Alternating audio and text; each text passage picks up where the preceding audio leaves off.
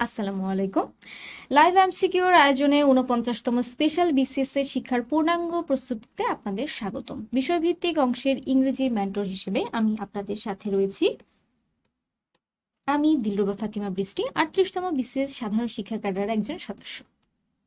আমরা ইতিমধ্যে কিন্তু বেশ কিছু টপিক নিয়ে আলোচনা করে ফেলেছি। উইলিয়াম শেক্সপিয়ারের সবগুলো প্লে, ট্র্যাজেডি, ট্র্যাজিকমেডি এবং সেই সাথে প্যারাডাইস লস্ট, জন মিল্টনের প্যারাডাইস লস্ট, সেই সাথে আমরা জেন অস্টিন, শেলি, কিটস এই ধরনের আলোচনাগুলো মোটামুটি করা হয়েছে। এবং আজকে আমাদের যে টপিক, আজকের টপিকটা লেকচার 4-এর আমাদের দুটো টপিক নিয়ে আমরা আজকে আলোচনা করব। জনাথন সুইফটের গালিভারস ট্রাভেল এবং জন কিটসের ওটস।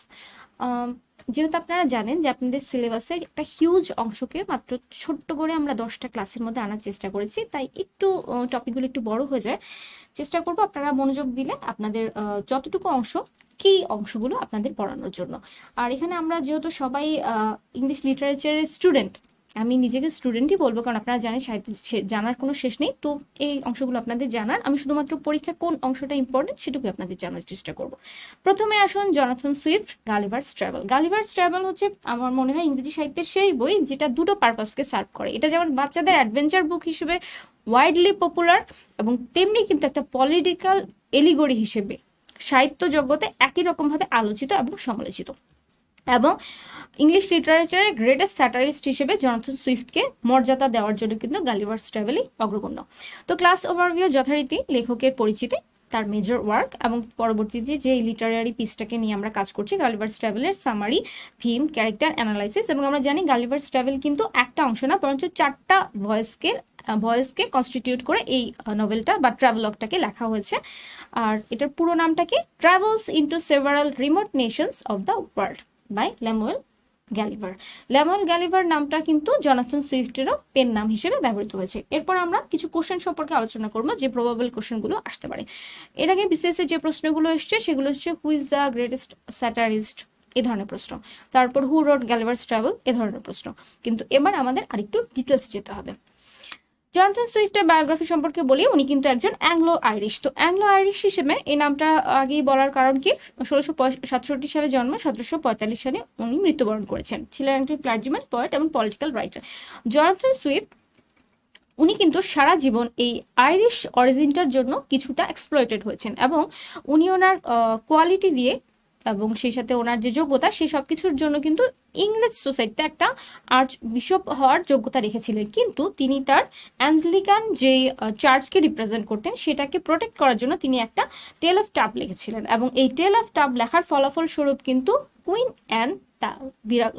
অ্যানের তিনি বিরাগভাজন হন। ফলাফল স্বরূপ তিনি অনেকটা আয়ারল্যান্ডে ব্যানিস্ট হয়ে যান, এবং এই জিনিসটাও কিন্তু গালিভারস ট্রাভেলে চলে আসবে। সো ওনার এই পলিটিক্যাল ক্যারিয়ারটাও কিন্তু খুব ইম্পর্টেন্ট। এবং গালিভারস ট্রাভেল কিন্তু এমন একটা লিটারারি পিস যেটা কাউকে প্লিজ করার জন্য বা মনোরঞ্জন বা এন্টারটেইনের জন্য লেখা হয়নি, রাদার ইংল্যান্ড সোসাইটি বা মানব সমাজের যতগুলো নেগেটিভিটি, যতগুলো স্যাটারিক্যাল দিকগুলো বা ফলেগুলো, সেগুলোকে স্যাটায়ার করে লেখার জন্য কিন্তু গালিভারস ট্রাভেলটা লেখা হয়েছে।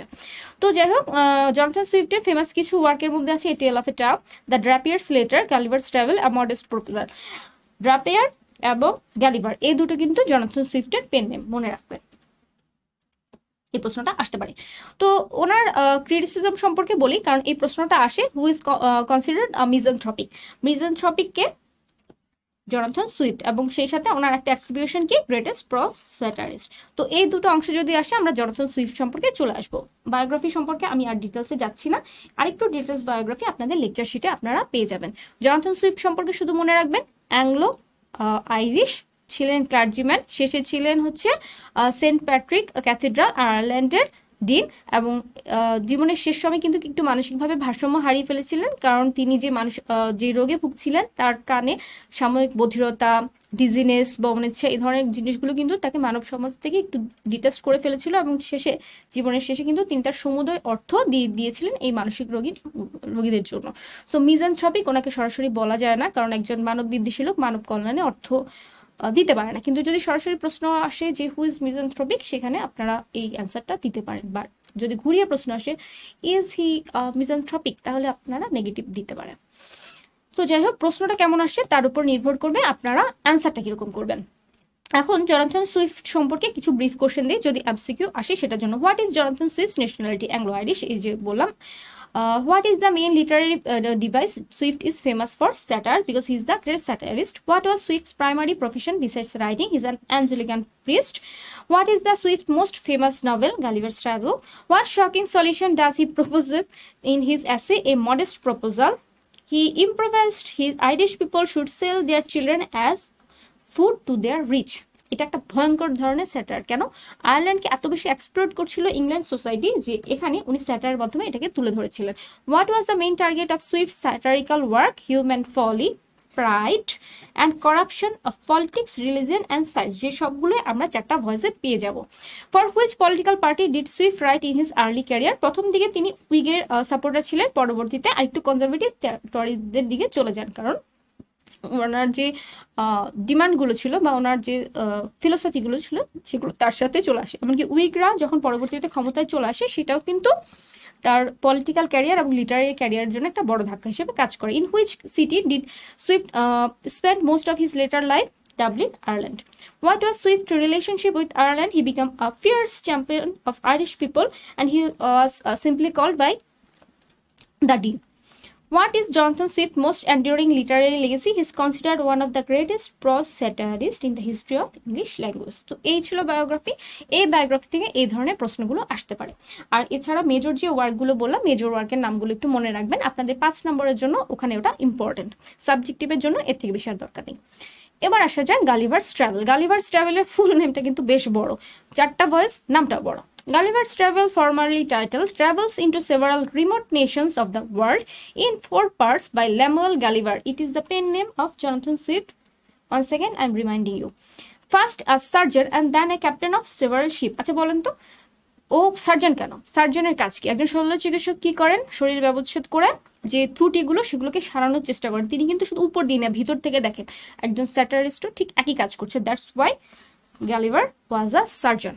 এবং আমরা দেখি গালিভারের কিন্তু পার্সপেক্টিভ বারবার চেঞ্জ হয়। প্রথম দিকে সে ক্ষুদ্র মানুষের ক্ষুদ্রতাকে দেখছে একটু বড় স্টেচার নিয়ে, পরবর্তীতে সে নিজে ক্ষুদ্র হয়ে বড় পার্সপেক্টিভ থেকে মানুষগুলোকে দেখছে। এরপরে সে কি দেখছে? সে একটা ফিলোসফিক্যাল পার্সপেক্টিভ থেকে দেখছে যে বিজ্ঞানের কি অপব্যবহার, ক্ষমতার কি অপব্যবহার, এবং সবার শেষে একেবারে ভিতরে অন্তর্দৃষ্টি দিয়ে দেখছে যে পার্সপেক্টিভের চেঞ্জ। এই জন্য কিন্তু মূলত গালিভারের রোলগুলোকে এবং প্রফেশনটাকে প্রথম থেকে এভাবে নেওয়া হয়েছে। এবং যেহেতু আপনি বিভিন্ন রিমোট নেশনে যাচ্ছেন, সেটার জন্য তাকে পরবর্তীতে ক্যাপ্টেন করে দেওয়া হয়েছে।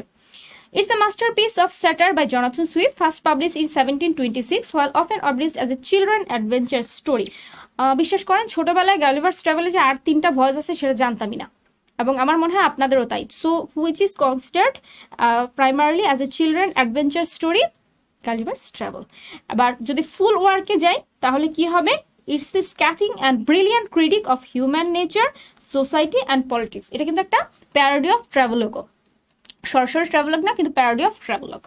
The novel is a parody of popular travelogue genre of this time, using fantastic voices of its narrator, Lemuel Gulliver, to express the follies and vices of humanity. That's the central theme of this 4 voice or this novel. Gulliver Travels consists of 4 distinct voyages. নামগুলো একটু মনে রাখবেন। First voyage lilliput, second voyage ব্রবডিগনা, third voyage লাপুটা and other island. এখানে কিন্তু Japan নামটা আছে, এটাই একমাত্র জায়গা যেটার রিয়েলিটি আছে। সো যদি প্রশ্নটা এমন আসে যে among all these names which one is the real one, that's the Japan. Fourth voyage হুইনেমস and Yahoo. এবার আসুন কি লিটারারি এলিমেন্টস যেগুলো গালিভার্স ট্রাভেলে আপনারা মনে রাখবেন এবং এমসিকিউর জন্য খুব বেশি মাত্রায় ইম্পর্টেন্ট।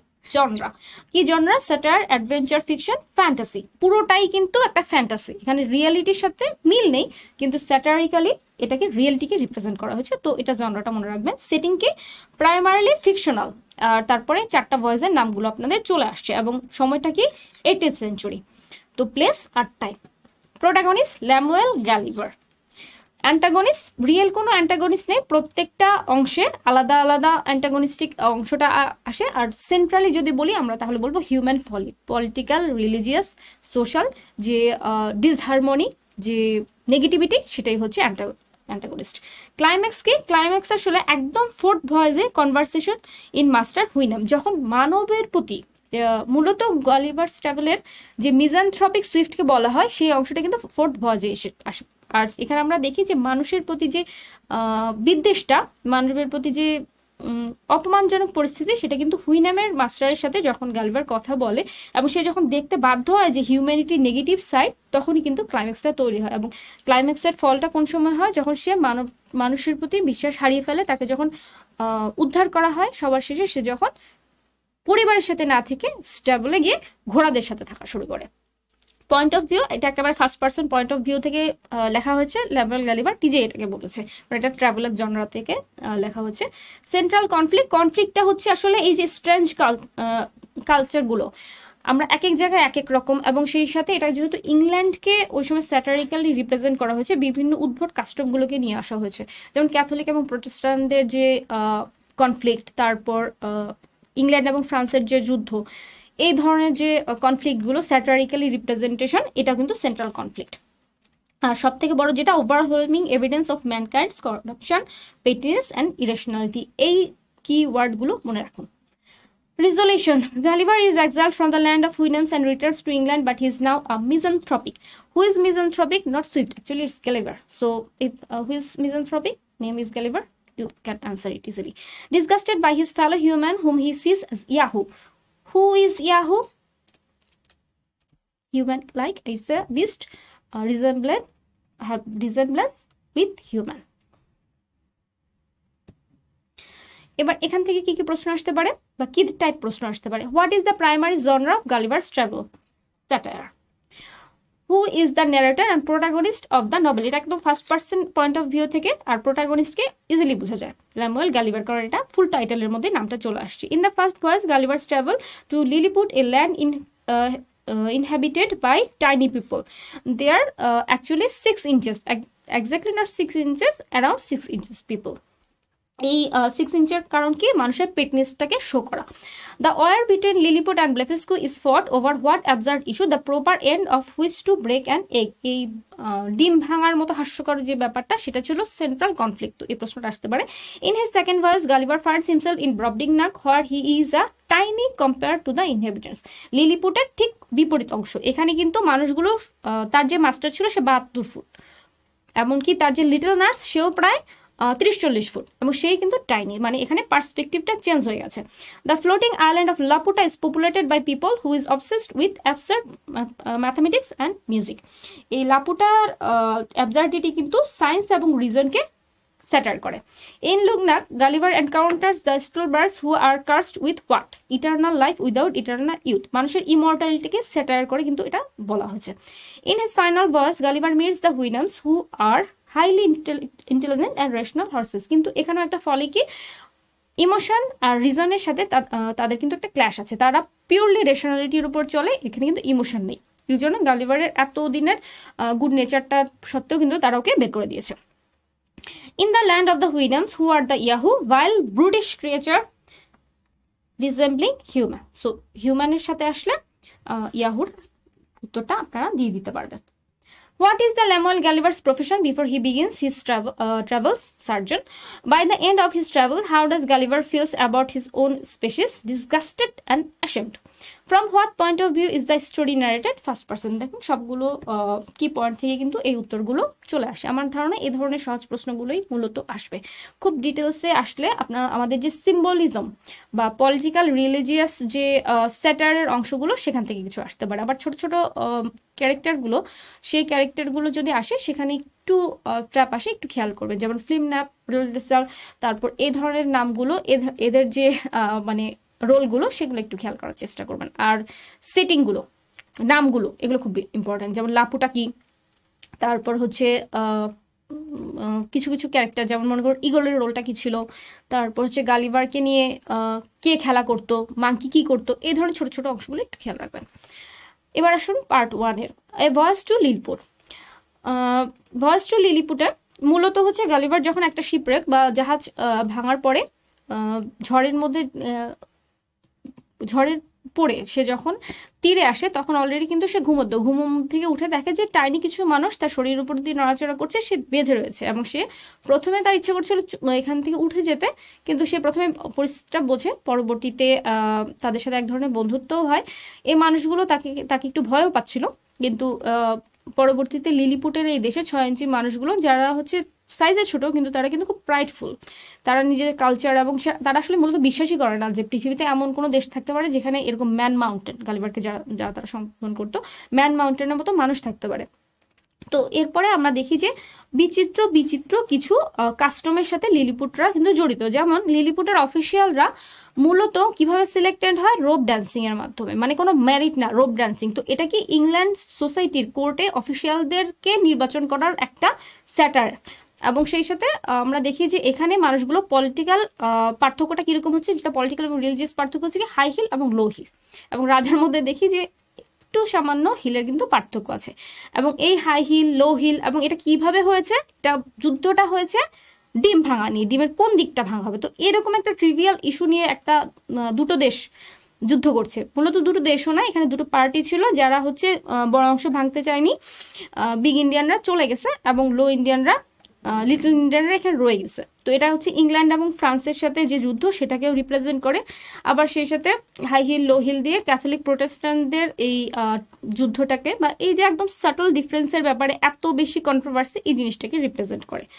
তো যাই হোক, Gulliver eventually falls out of favour. Gulliver কিন্তু আস্তে আস্তে রাজার সাথে বেশ ভালো সম্পর্ক হয়ে যায়, এমনকি ব্লেফেস্কো যে পার্শ্ববর্তী দেশটার সাথে তাদের সমস্যা ছিল, ওখানে একটা যুদ্ধ হয়। যুদ্ধের মধ্যে গালিভার কি করেন, গালিভার গিয়ে ওখানে যে ওয়ারশিপগুলো সেগুলোকে নিয়ে আসে। তো পরবর্তীতে রাজা কিন্তু লোভ আরো বেড়ে যায়, সে চায় যে গালিভার একেবারে ওই দেশটাকে গুড়িয়ে দিয়ে আসুক, তাদের সবাইকে স্লেভ করুক। কিন্তু গালিভার যেহেতু রিজনিং কিছুটা তার মধ্যে আছে মানুষ হিসেবে, সে এটাতে রাজি হয় না। ফলাফলস্বরূপ সে কিন্তু কিং এর ফেভার থেকে চলে আসে। এবং আমরা দেখি এখানে কিন্তু মানে কোর্টের যে ক্যারেক্টারগুলো, কোর্টে মানে যে মানুষগুলো তাদের যে দুমুখ আচরণ, বা এই যে অ্যারিস্টোক্রেটিক মানুষগুলো যারা প্রয়োজন শেষ হয়ে গেলে মানুষকে ছুড়ে ফেলে, সেই একটা ব্যাপার। আবার দেখি যে আমরা যে এখানে একটা হাস্যকর ইনসিডেন্ট হয় যে প্যালেসটাই পুড়ে যাচ্ছে, ওখানে অনেকগুলো মানুষকে বাঁচানোর জন্য ইউরিনেশনের মাধ্যমে কিন্তু গ্যালিভার আগুনটা নেভায়, কিন্তু এই জিনিসটা কিন্তু তাকে ব্যাকফায়ার করে। কি ব্যাকফায়ার করে, রানী তার উপর খুব বিরূপ হয়ে যায়, যেটা মূলত কুইন অ্যানকে, যা হচ্ছে টেল অফ টাব লিখেছিল, সে অ্যাঞ্জেলিকান চার্চটাকে সাপোর্ট করতে উল্টা কুইন তার উপর খেপে গিয়েছে। তো এই ধরনের জিনিসগুলোকে সে স্যাটার করে, যেটা আসলে তার কার্যকর একটা পদক্ষেপ, কিন্তু পরবর্তীতে তার জন্য এটাকে ব্যাকফায়ার করে। ফলাফলস্বরূপ গালিভারকে একটা ষড়যন্ত্র করা হয় যে তাকে আস্তে আস্তে খাবার কমিয়ে দেওয়া হবে, এবং তাকে প্রকাশ্যে জানানো হয় যে তার যে এই যে ভাইল অ্যাক্টিভিটির জন্য তাকে অন্ধ করে দেওয়া হবে। পরবর্তীতে কোর্টেরই আরেকজন বেনেভোলেন্ট বন্ধুর সাহায্যে গালিভার কিন্তু পালিয়ে যায় এবং ব্লেফেস্কোতে আশ্রয় নেয়, কিন্তু ওখানে যে এম্পায়ার সেও কিন্তু চেয়েছিল যে গালিভার বেরিয়ে যাক, কারণ সে থাকাটাই বিপজ্জনক। তো আমরা দেখি যে এই যে রয়্যালটির যখন প্রয়োজন হয় মানুষকে কাছে টানা এবং না আনা, এবং সেই সাথে উদ্ভট কিছু অ্যারিস্টোক্রেটিক কেতা এবং পার্শিয়ালিটি, মানুষের দুমুখ আচরণ, করাপশন, হিউম্যান ফলে, এই সবগুলো কিন্তু লিলিপুটের ভয়েসের মধ্যে চলে আসে। ক্যারেক্টারগুলো সম্পর্কে আলোচনা করি, প্রত্যেকটা ভয়েসে কিন্তু আলাদা আলাদা ক্যারেক্টার পাবো। একটা ক্যারেক্টার খুব কমন, লেমন গালিভার, তবে প্রত্যেকটা জায়গায় তার রোল এবং পার্সপেক্টিভ কিন্তু আলাদা। এখানে কিন্তু সে হচ্ছে ম্যান মাউন্টেন, অনেক বড় এবং টাইনি মানুষের যে পেটনেস সেটাকে সে দেখছে। এরপরে আসে দ্য এম্পায়ার অফ লিলিপুট, সে কিন্তু খুব প্রাউড এবং টাইরানিক্যাল রুলার। সে কিন্তু সহজে চাচ্ছিল গালিভারকে ব্যবহার করতে, এবং না করতে পারলেই কিন্তু তার আচরণও বদলে যাচ্ছে।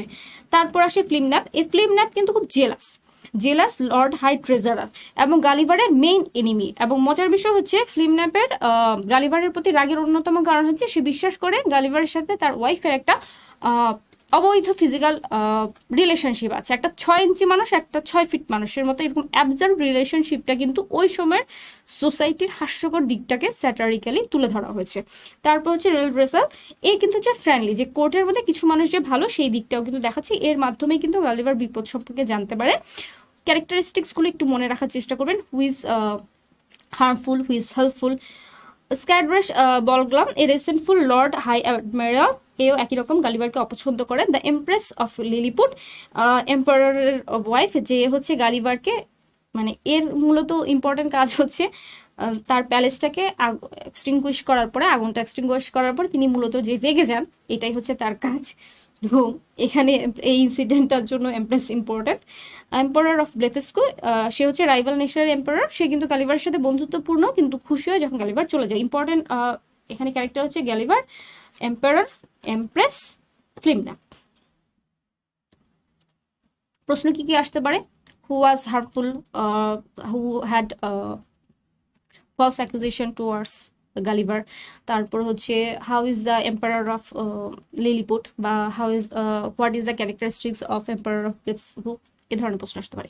এখন পলিটিক্যাল এবং রিলিজিয়াস কিছু ফ্যাক্ট কিন্তু এখানে কাজ করছে। যেমন দেখুন, এখানে কিন্তু ইংল্যান্ডের তৎকালীন সময় দুটো পলিটিক্যাল পার্টি ছিল, উইগ অ্যান্ড টরি, আর এদেরকে স্যাটারিক্যালি রিপ্রেজেন্ট করা হয়েছে কিন্তু লিলিপুটের দেশে ডিফারেন্স করে হাই হিল এবং লো হিল। মানে সুইফট দেখাতে চেয়েছেন যে কত তুচ্ছ ব্যাপার নিয়ে ওই সময় একটা টার্মল তৈরি হতো, এবং নামটা কি ছিল?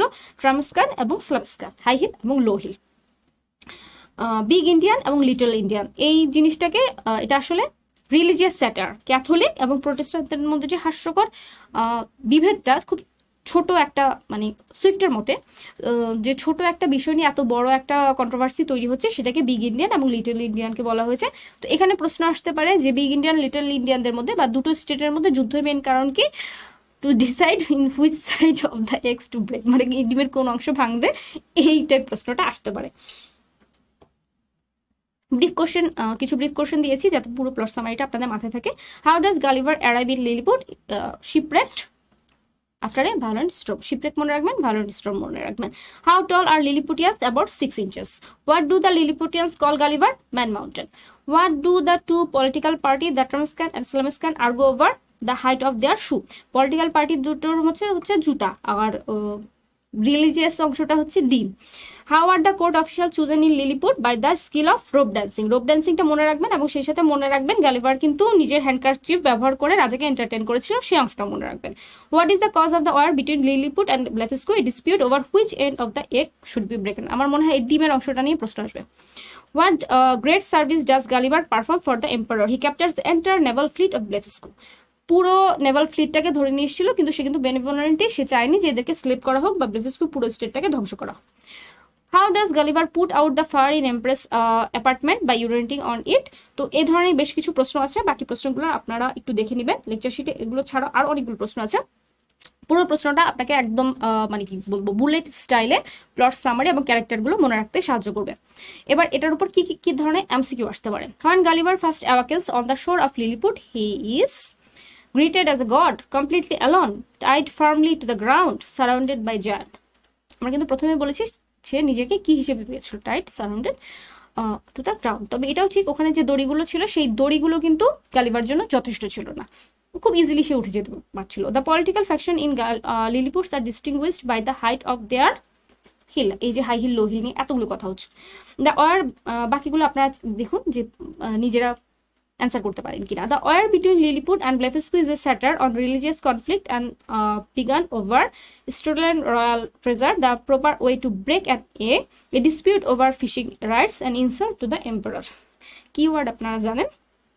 How are government positions in Lilliput awarded to the candidates? By winning an election, by inheriting the title, the skill in group dancing, by academic achievement. এখানেও কিওয়ার্ড খেয়াল করুন, অ্যান্সার অটোমেটিক চলে আসে।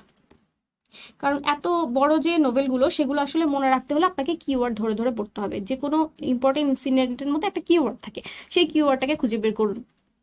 Hill, low heel, high heel, egg, which side to break, rope dancing, এই ধরনের কিওয়ার্ডগুলো বের করলে অটোমেটিক আপনি অ্যান্সারগুলো পাবেন। What great military service does Gulliver perform for Lilliput? এই ব্লেফেস্কোর সাথে যে ঝামেলাটা। He builds a defensive wall, he trains their army, he captures the Blefuscan fleet, he acts as a diplomat. How much food is Gulliver officially allotted by the Lilliputians mathematicians? গালিভারকে একেবারে ওই মানুষগুলোর সাথে compare করে যতগুলো মানুষের সাথে ওর শারীরিক আকৃতি মেলে সেইগুলোকে মাল্টিপ্লাই করে কিন্তু এই সংখ্যাটা বের করা হয়েছিল। উত্তরটা আমি দিয়ে দিয়েছি, enough for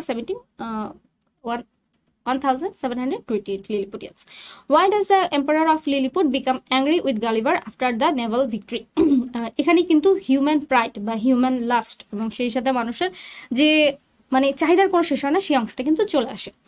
how is the massive Gulliver first transported from the beach to the capital? এরকম একটা মানুষকে তো আর সহজে আনা যাবে না, তাহলে কিভাবে আনা হয়েছিল? He is forced to walk in chains, he is carried by 500 of the emperor's guards, he is dragged out and carried on giant wheel platform, he is floated down a river on a large রেফট।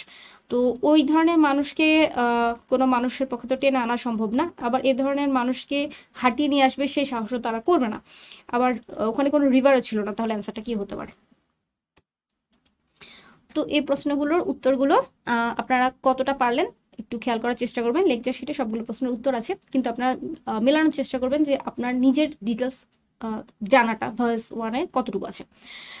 Part 2, voyage of Brobdingnag. এখানে কিন্তু পার্সপেক্টিভে একটা change. এর আগে যেখানে Gulliver ছিল একজন man mountain, এখানে সে কিন্তু টাইনি একটা ক্রিয়েচারে পরিণত হয়েছে। এই একই রকম ভাবে গালিভার যখন একটা স্ট্রেঞ্জ আইল্যান্ডে চলেছিল সুপেয় পানির খোঁজে, তার সঙ্গীরা হঠাৎ করে কিছু একটা দেখে ভয় পেয়ে তাকে দেখে চলে গিয়েছে। তো পরবর্তীতে সে দেখতে পায় যে একটা জায়ান্ট আসছে, এবং সে যখন ভাবছিল যে আজকে তো জীবনের শেষ, তো সেখানে এক জায়ান্ট একজন তাকে নিয়ে যায়। তো পরবর্তীতে জানা যায় যে এখানে একটা খামার মালিকের চাকর বা ভৃত্য হিসেবে সে লোকটা কাজ করে, এবং সে যখন তাকে মালিকের হাতে তুলে দেয়, সে খুব তার কাছে সে লোকটা কিন্তু বাই নেচার খারাপ না, কিন্তু সে প্র্যাকটিক্যাল। সে গালিভারের দেখে যে এটা একটা ইউজ হতে পারে। কি ইউজ? তাকে বিভিন্ন প্রদর্শনী করা হয় এবং তাকে রীতিমতো এক্সপ্লয়েট করা হয়, এত বেশি প্রদর্শনী করা হয় যে সে অসুস্থ হয়ে যায়, মৃত অবস্থায় চলে যায়। তো তারই যে মেয়ে গ্লামডামগ্লিচ, সে কিন্তু লিটল নার্স যাকে সম্বোধন করা হতো, সে কিন্তু আলটিমেটলি গালিভারকে সঙ্গ দেয় এবং গালিভারকে নার্স করে। পরবর্তীতে ফার্মার কি করে? ফার্মার গালিভারকে ভাবে যে সে যদি মরে যায়, সুপ্রিম প্রফিটের জন্য কুইনের কাছে সে বিক্রি করে দেয়। কুইনের থ্রুতে কিন্তু রাজার সাথে ফিলোসফিক্যাল কিং কিন্তু ব্রবডিগনাগের কিং এর সাথে এই টাইটেলটা চলে যায়।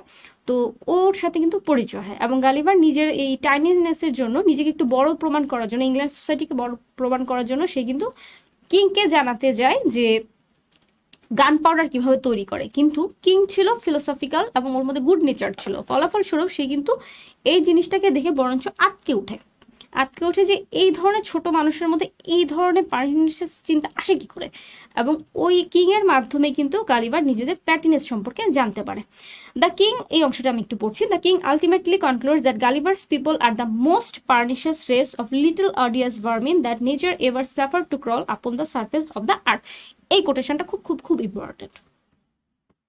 This part of the novel emphasizes the imperfection are magnified upon close scrutiny. মানুষ যখন ছোট করে দেখে তখন সবকিছু, যেমন ফিজিক্যাল যে ফ্লগুলো, সেটাও কিন্তু গালিভার এখানে দেখতে পায়। যে রানীর সঙ্গীরা যখন তাকে বাথটাবে নিয়ে যেত, সে যদিও একটা পূর্ণাঙ্গ পুরুষ, কিন্তু তাদের কাছে সে একটা প্লে থিং ছিল। সো তাদের এই অ্যাবসার্ডিটির মাধ্যমে হিউম্যান বডি এবং হিউম্যান ক্যারেক্টারিস্টিক্সের যে ফলিগুলো যে একদম বড় করে দেখা যাচ্ছে, সেটা কিন্তু চলে আসে। সো এটা একটা পার্সপেক্টিভের চেঞ্জ। এবার আসা যাক এখানে ক্যারেক্টারিস্টিক্স যথারীতি ল্যামুয়েল গালিভার, কিন্তু এখানে কিন্তু প্রোটাগনিস্ট হলো তার ক্যারেক্টারটা ছোট, এবং এখানে আমরা দেখি যে ওর ভালনারেবিলিটি, ওর সাইজের জন্য কতটা ভালনারেবল। কখনো তাকে র্যাটের সাথে যুদ্ধ করতে হচ্ছে, কখনো তাকে ইগলে নিয়ে যাচ্ছে, কখনো মাঙ্কি তাকে নিয়ে খেলছে, এবং কখনো ডোয়ার্ফ তাকে তাকে টিজ করার জন্য তার মাথায় বিশাল জায়ান্ট আপেল ফেলে দিচ্ছে। মানে আমরা যখন ছোট হই, ভালনারেবল পজিশন থাকি, তখন কতভাবে আমাদের উপর বিপদ চলে আসে। ইনহ্যাবিটেন্টস অফ ব্রবডিগনাগের মধ্যে আমরা পাই the farmer, he is a practical man, এইটুকুই। এক্সপ্লয়েট মূলত করতে চাচ্ছে প্রফিটের জন্য, কিন্তু ইন্টেনশনালি ক্রুয়েল না। গ্লামডামগ্লিচ এ একেবারে নেচারালি কাইন্ড, এবং এ হচ্ছে কিন্তু একটু ছোট, মানে জায়ান্টদের তুলনায় সে একটু ছোট। The queen of Brobdingnag, gentle curious ruler. এখানে কিন্তু কুইনকে অত বেশি স্যাটার করা হয়নি, জাস্ট কিছুটা প্লে থিং এর মতো, মানে আমরা যা করি আর কি। The king of Brobdingnag, king of ব্রবডিগনাগের ক্যারেক্টারটা এখানে কিন্তু important. The wise and philosophical ruler, যদি প্রশ্ন আসে who is wise and philosophical ruler, তাহলে কিং অফ ব্রবডিগনাগ চলে আসে। দ্য ডোয়ার্ফ হচ্ছে একটু জেলাস। ডোয়ার্ফ মূলত মানব চরিত্রের সেই দিকটাকে বোঝায় যখন আমাদের পজিশন অন্য কেউ নিয়ে যেতে চায়, তখন আমাদের মধ্যে যে জেলাসি কাজ করে। মাইনর কিছু ক্যারেক্টার আছে, made of honours and eagle. এরা মূলত মেডগুলো মূলত কাজ করে হচ্ছে গালিভারকে বিভিন্ন এক্সপ্লয়েট করা, আর ইগল কিন্তু সালভেশন বা এস্কেপের একটা উপায় হিসেবে কাজ করে। কারণ পুরোটাই যেহেতু ফিকশন, তা ফিকশনের মধ্যে হচ্ছে ইগল একটা মানুষকে উড়িয়ে নিয়ে যেতে পারে। তো সিগনিফিকেন্সটা কি? Critique of human governments. Gulliver কিন্তু এখানে এসে যখন নিজের ইংল্যান্ড সোসাইটি সম্পর্কে বুস্ট করছিল রাজার কাছে, তখন কিন্তু সে প্রথমে বুঝতে পারে রাজার প্রতিক্রিয়া স্বরূপ যে কত বেশি ওই আমাদের সোসাইটির মধ্যে হিউম্যান গভর্নমেন্টসের যে অন্তঃসার শূন্যতা এবং মানুষের ক্ষতিকর দিকটা সেটা কিন্তু সে এখানে বুঝতে পারে, এবং সেই সাথে restriction of the history of violence, grid and conflict, এই জায়গাটা একটু খেয়াল রাখবেন। তারপরে আসি কি রিলেটিভিটি অফ ইম্পর্টেন্স। এখানে কিন্তু গালিভার আর জান নাই, সে ভালনারেবল প্লেথিং এ পরিণত হয়ে গেছে। এই যে পার্সপেক্টিভের চেঞ্জ, স্যাটার অফ আনথিঙ্কিং প্যাট্রিয়টিজম, এখানে কিন্তু প্যাট্রিয়টিজমকে ক্রিটিসাইজ করা হয়েছে। গালিভার নিজের সোসাইটি সম্পর্কে, নিজের দেশ সম্পর্কে প্রচন্ড গর্বিত ছিল, কিন্তু সে কিন্তু শ্যাটার্ড হয়ে যায়। এখানে একটা ক্লিয়ার কনসিয়াসনেস প্রথমে আসতে থাকে। এখন পর্যন্ত কিন্তু গ্যালিভারকে আমরা একটু বাস্ট পাই, কিন্তু পরবর্তীতে ভয়েস 3 এবং 4 আস্তে আস্তে আনবাস্ট হতে থাকে। The disgusting physicality of humanity, যেটা বললাম যে রানীরা যা ওকে যে প্লেথিংয়ে পরিণত করে এবং সেই যে স্ট্রেচারগুলো দেখতে পায়, moral stature versus physical stretcher.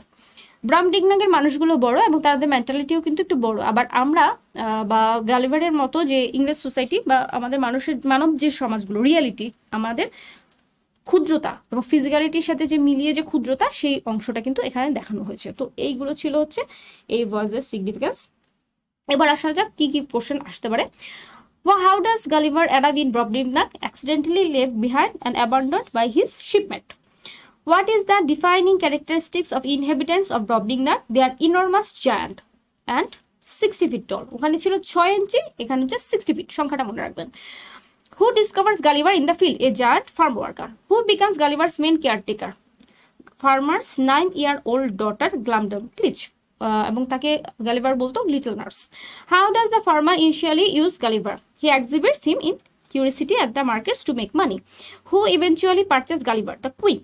How is the voice a direct reversal of one of the Lilliput? এখানে কি, এখানে গালিভার জায়ান্ট থেকে লিলিপুটে পরিণত হয়ে গেছে।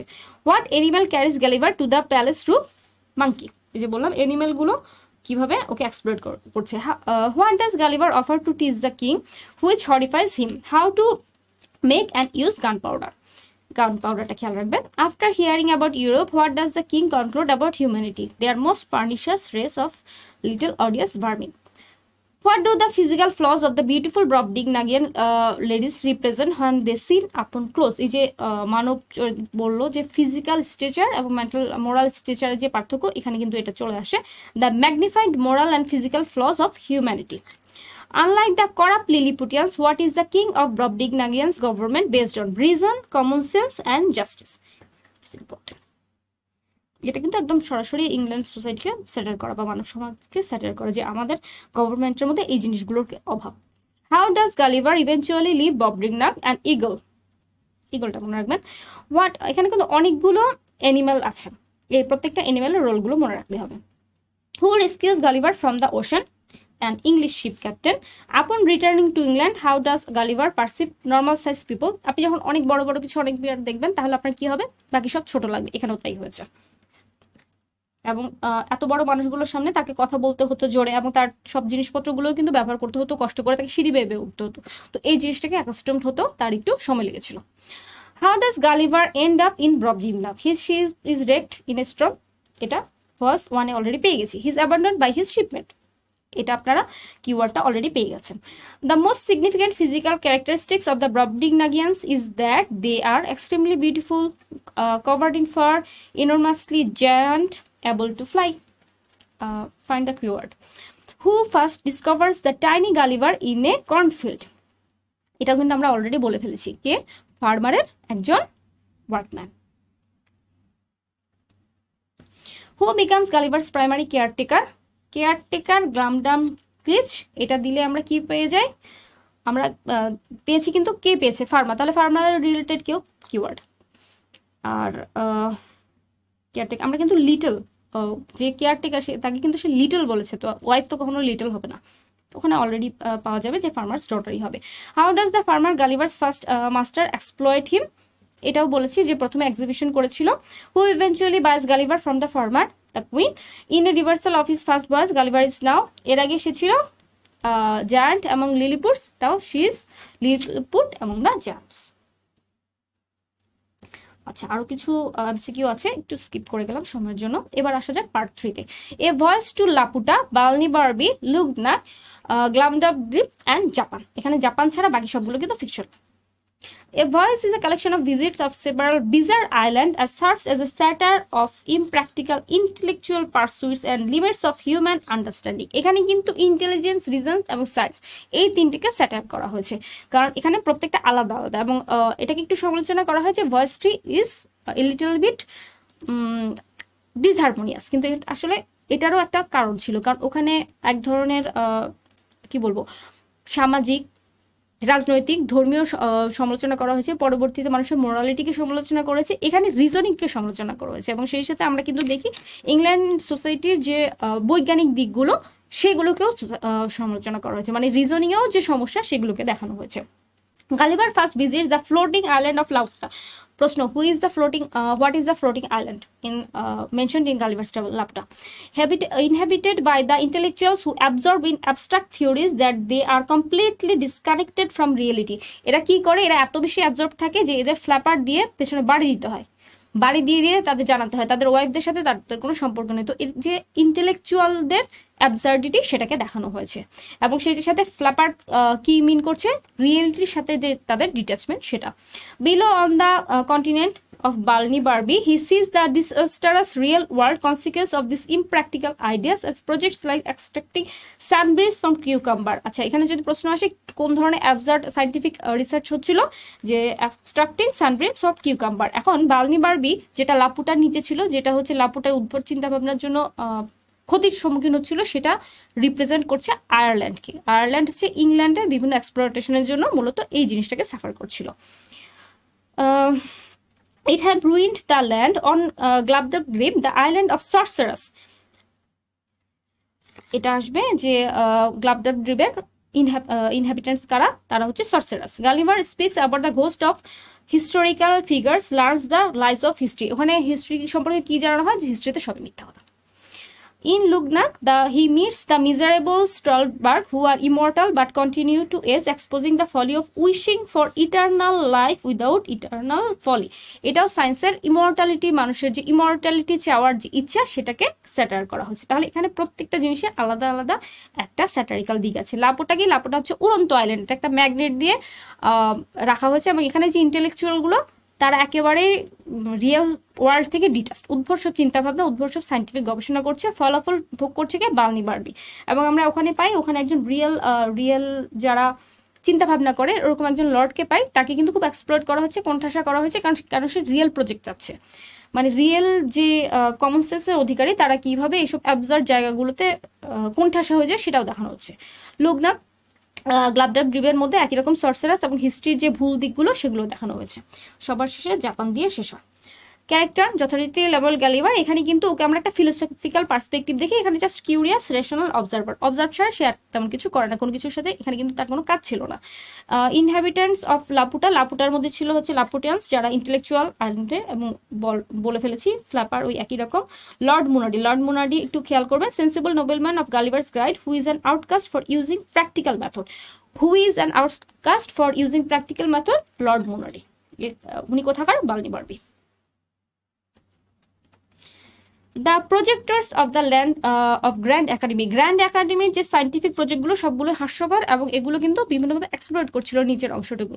এই গ্র্যান্ড একাডেমি কাকে স্যাটার করা হচ্ছে, রয়্যাল সোসাইটিকে। রয়্যাল সোসাইটি ইংল্যান্ডের, এই রয়্যাল সোসাইটিকে স্যাটার করে সুইফট কিন্তু গ্র্যান্ড একাডেমি লিখেছিলেন। তো যদি বলা হয় যে এখানে কোন সাইন্টিফিক একাডেমিটা আসে, গ্র্যান্ড সোসাইটি। আবার গ্র্যান্ড সোসাইটি কাকে স্যাটার করছে, রয়্যাল সোসাইটি, এটা একটু খেয়াল রাখবেন।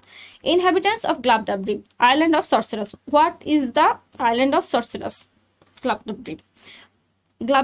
আচ্ছা, এটা মনে রাখার সহজ উপায় দেখুন, বিভিন্ন উদ্ভট উচ্চারণ করা হয় না, সেই উচ্চারণগুলো গ্লাবডাবড্রিব শুনতেই কিন্তু হাস্যকর লাগাচ্ছে, তো ওটার সাথে আপনি সরসেরাসে মিলাতে পারেন, যে হিংটিং ছটের মতো অনেক কিছু বলা হয় যে জাদু করার সময়, এরকম গ্লাবডাবড্রিব ওভাবে মিলিয়ে ফেলতে পারবেন। এবং সেই সাথে সে কি বলে যে হিস্ট্রি সবকিছু মিথ্যা। ইনহ্যাবিটেন্টস অফ লুগনাক, ইনহ্যাবিটেন্টসের লুগনাকরা হচ্ছে ইমর্টাল, কিন্তু তাদের ইমর্টাল মানে কি ইউথ নেই। সো একটা মানুষ বুড়া হতে হতে হতে হতে তাদের মধ্যে কোনো ইমোশন নাই, সো খুবই ইমপ্র্যাকটিক্যাল। এই জিনিসটাকে লুগনাক থেকে নেওয়া হচ্ছে। আচ্ছা, লুগনাক একটু লুগনাক বললে কি মনে হয়? মনে হয় যে লগের মতো আটকে গেছে। তো লগ মানে কি? কাঠের গুঁড়ি। কাঠের গুঁড়ি কি করে? কাঠের গুঁড়ি তো নড়ে না। সো লুগনাকের মানুষগুলো এরকম, তাদের ইউথ নাই, তাদের ইমোশনও নাই, তারা নড়ে চড়েও না, কিন্তু তারা শুধু বেঁচে আছে। সো ওটার সাথে আপনারা মিলিয়ে ফেলতে পারেন। Significance, satire of impractical intellectualism, Laputa and Lagado. Laputa কি? লাপোটা হচ্ছে আইল্যান্ডটা, আর লাগোটা কি? ওটা হচ্ছে ওই ক্যাপিটালটা। একাডেমিটা কি? একাডেমিটা টার্গেট করছিল হচ্ছে রয়্যাল সোসাইটিকে, এটুকু মনে রাখবেন। আর ওই যে বললাম উদ্ভট যে সাইন্টিফিক রিসার্চ, সেটা কি? Extracting submarine from cucumber. The land below, নিচে কোন কন্টিনেন্টটা ছিল? বালনিবার্বি। বালনিবার্বি আসলে কাকে রিপ্রেজেন্ট করছে? আয়ারল্যান্ডকে। ক্রিটিক অন আনরিলায়েবল হিস্ট্রি, যে হিস্ট্রির মধ্যে কি দেখেছে? থ্রো সাম ঘোস্ট, কি? সব মিথ্যা কথা।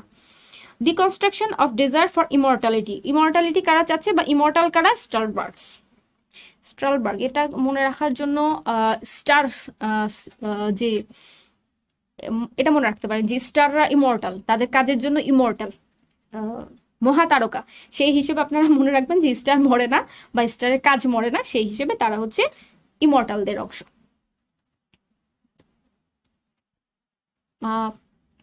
এই গালিভার্স ট্রাভেলে কিন্তু অনেক অনেক অনেক বেশি ইনফরমেশন, এই ইনফরমেশনগুলো এটাকে একটু বেশি রিভিশন দেবেন।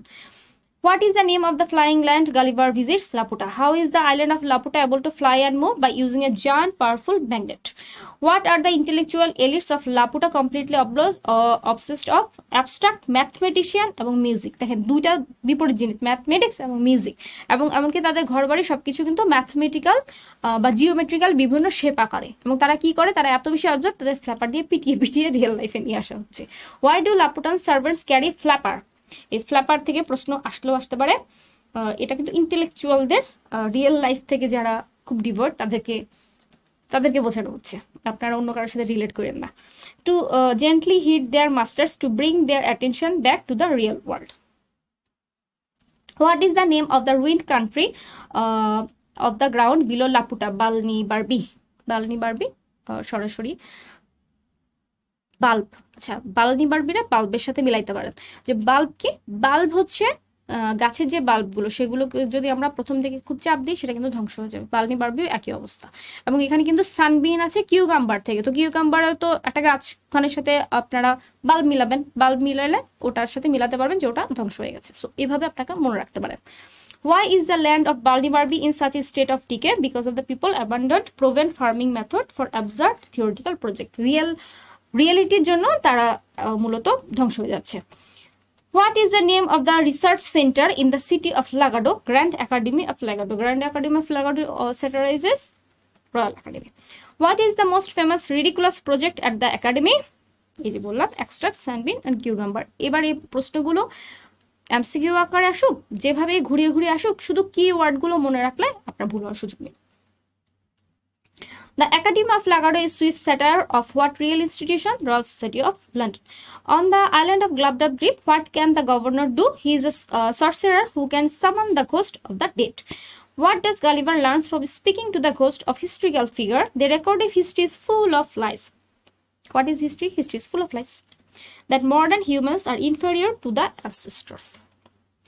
In Lugnak, what are the Stolbars? They are a rare group of people who are born immortal. Stars are born immortal. What is the great misery of the Starbirds? They are immortal, but they continue to age. এটাও মনে রাখতে পারবেন, star যারা, তারা মূলত তাদের ইউথে যে বড় বড় কাজগুলো করেছেন, বিভিন্ন কাজগুলো করেছেন, তখন তারা তরুণ ছিল, সুন্দর ছিলেন, সেই কাজগুলোর জন্য তারা ইমর্টালিটি পেয়েছে। কিন্তু আমরা যদি এখন তাদের রিয়েল লাইফে বা এজিং অবস্থায় দেখতে পাই, তাহলে কিন্তু আমাদের ভালো লাগবে না। তো এভাবে আপনারা মিলিয়ে ফেলতে পারবেন। What does Gulliver's encounter with the Starbirds satirize? A human fear of death and foolish desire for eternal life. এটার সাথেও মিলাতে পারবেন কি এখনকার স্টাররা কিন্তু বিভিন্ন উদ্ভট কার্যকলাপ করছেন, যেটা নিজেদের শরীরের জন্য ডেঞ্জারাস, ফলাফলস্বরূপ কিন্তু তাদের মৃত্যুটাই এগিয়ে আসছে। তো এভাবে মনে রাখতে পারবেন, একদম খুব রিসেন্ট ঘটনাগুলোর সাথে মিলিয়ে ফেলতে পারবেন। What religious ritual is Gulliver excused from performing in Japan? Trampling on an image of the crucifix. এই একটুকুই জাপানের কাজ। তো ভয়েস 3 গেল। ভয়েস 3 আসলে রিজনিং, সায়েন্স, অ্যাবস্ট্রাক্ট ইন্টেলেকচুয়ালিটি এসবের উপরে। এবং এখানে গালিভারের পার্সপেক্টিভটা কিন্তু শুধুমাত্র অবজার্ভার, এখানে ডিরেক্ট কোনো ইনভলভমেন্ট কোনো কিছুতে নেই, যেটা বাকি দুটো ভয়েসের সাথে মেলে না। কি ধরনের এমসিকিউ আসতে পারে? How does Gulliver's third voyage begin? His ship is wrecked in a typhoon. He is captured by pirates who sent him adrift. He volunteers for an explanatory mission. He is abandoned by his mutinous crew. আমরা কিন্তু দেখি যে গালিভারে এখানে এই প্রশ্নগুলা গালিভারে কিন্তু একটা ইয়েও নিয়ে আসে, মানে সে কিন্তু একটা শিপও নিয়ে আসে, শিপের সাথে মিউটিনি হয়, কোনো না কোনো ভয়েসের সাথে যাবে। আবার শিপ র্যাক্ট হয়েছে টাইফুনে, এটাও একটা ভয়েসের সাথে যাবে। আবার পাইরেটসদের দ্বারা ক্যাপচার্ড, সেটাও কিন্তু আছে। সো এই জায়গাগুলোতে যেটা হবে আপনাদের একটু কনফিউশন লেগে যাবে। অ্যান্সার দেওয়ার চেষ্টা করবেন, এই অ্যান্সারগুলো লেকচার শিটে পেয়ে যাবেন, কিন্তু লেকচার শিট না দেখে আপনি আপনার পড়ার উপরে কতটুকু মনে রাখতে পারবেন এটাকে একটু জাজ করার চেষ্টা করেন। অ্যান্সারগুলো আমাকে একটু কমেন্টে জানাবেন। The flying island of Laputa is populated by people who are entirely devoted to Laputa. Laputa কি নিয়েছিল? কিওয়ার্ড দুটো বিপরীত কি বলবো subject. War and military strategy, global trade and finance, abstract mathematics and music, lavish art and poetry. How do the Laputans who are lost in thought get their attention? এখানেও কিন্তু keyword একটা আছে। Loud bell is rung, they are gently hit by servants using flapper, they are shouted at through speaking trumpet, cold water is thrown in their face. How is the island of Laputa able to fly and maneuver? Through a powerful magic spell. It is lifted by a team of giant bird. Through the use of giant magnetic lodestone, it is filled with light than air gas. The land of Balnibarbi, located below Laputa, is a state of ruin because it is destroyed in a long war. It is suffering from a terrible plague. A volcano has paused on the soil. Its people follow the absurd and impractical project. The Grand Academy of Lagoda, which Gulliver visits, is a direct satire of what institution? The University of Oxford, the British Parliament, the Royal Society of London, the Bank of England. উত্তরগুলো একটু জানাবেন। Which of this is a famous nonsensical experiment being conducted at the Grand Academy? Building a bridge to the moon, extracting sunbeams from cucumber, teaching fish how to speak, weaving clothing out of water. On the island of Gladabri, what special power does the governor possess? He can predict the future, he can turn lead into gold, he can summon the ghost of the dead, he can control the weather. এখানে কিন্তু উত্তরটা একটু আগে লেকচারে সরাসরি ছিল।